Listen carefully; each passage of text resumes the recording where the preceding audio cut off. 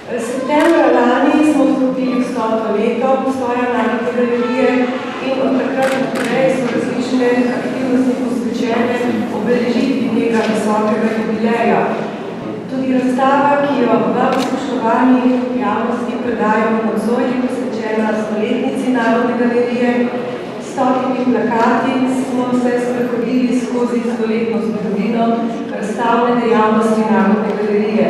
Od prve občasne razstave, ki je bila leta 1922, pa do danes. Avtorica razstave, moja kolegica, magistrica Mojca Jenko, je iz galerijske zbirke, ki šteje več kot 3600 enot, izbrala tiste, ki ustrezno zaznamujejo tudi razvojne trende plakatov na Slovenskem. Med ustvarjalci plakatov je več vidnih imen, likovnih umetnikov, arhitektov, oblikovalcev, ilustratorjev.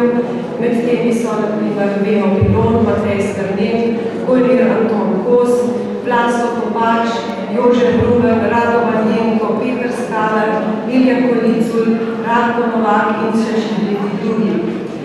Razstavni plakat so tudi skupina plakatov za prireditve, natančneje skupino za kulturne dogodke. Prireditelji kulturnih dogodkov so se že od vsega začetka zavedali, da promocija njihovih dejavnosti zahteva kvalitetni plakat.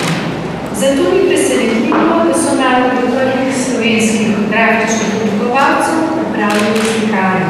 Nekaj poznaje, da so se pridružili še arhitekti. Slovali so tudi zapiskih plakatov, kjer je bila podloga vse pomembnejša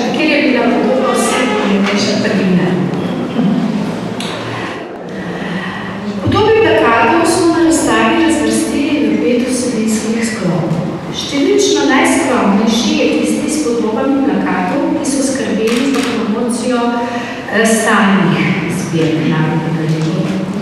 Številčno najbogatejši pa je tisti, ki predstavlja podobe plakatov za občasne razstave, ki jih je Narodna galerija pripravila sama ali v sodelovanju z drugimi